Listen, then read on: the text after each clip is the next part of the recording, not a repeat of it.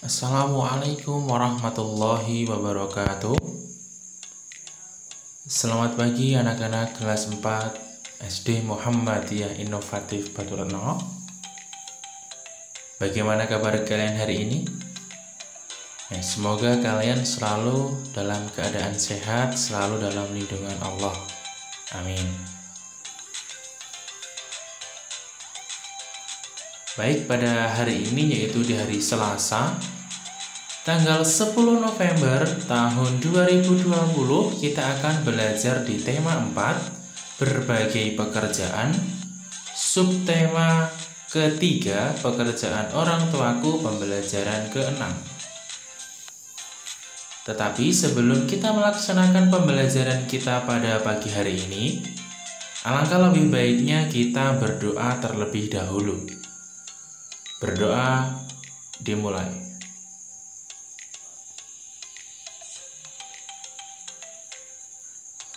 Selesai. Apakah kamu masih ingat cerita tentang tupai dan ikan gabus? Ayo temukan pembelajaran berharga dalam cerita tersebut.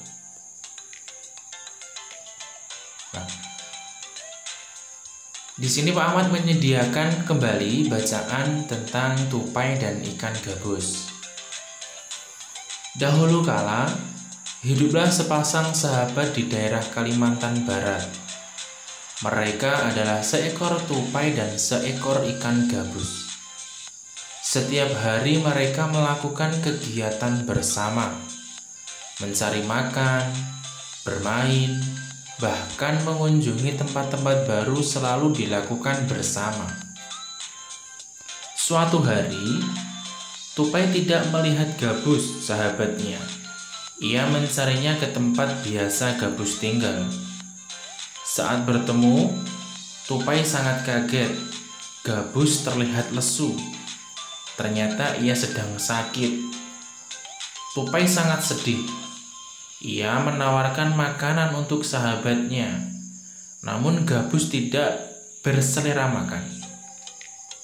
Gabus hanya menginginkan satu jenis makanan yang diyakininya dapat menyembuhkan penyakitnya. Tupai berjanji akan mencari demi sahabatnya.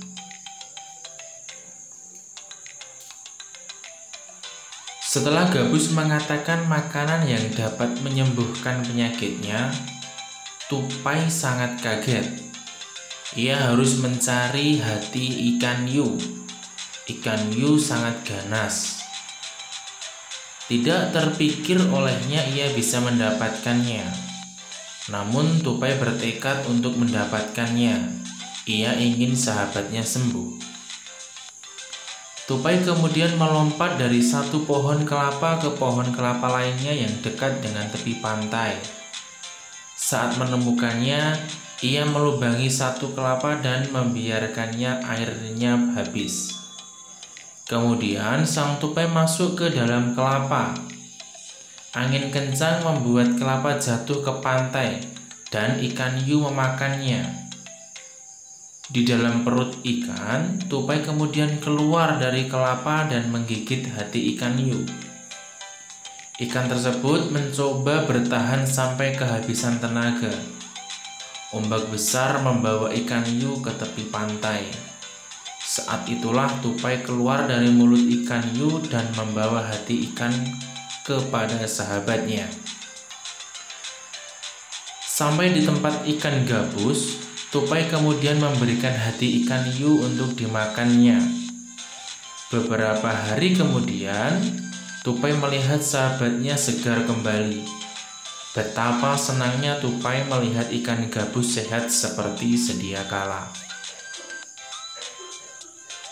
Nah, itu tadi adalah bacaan yang berjudul Tupai dan Ikan Gabus. Nah, dari bacaan itu tadi, pesan moral yang bisa kita ambil dari cerita yang tadi itu adalah ikan gabus dan tupai tolong menolong terhadap sesama akan membawa pada kedamaian dan kebahagiaan.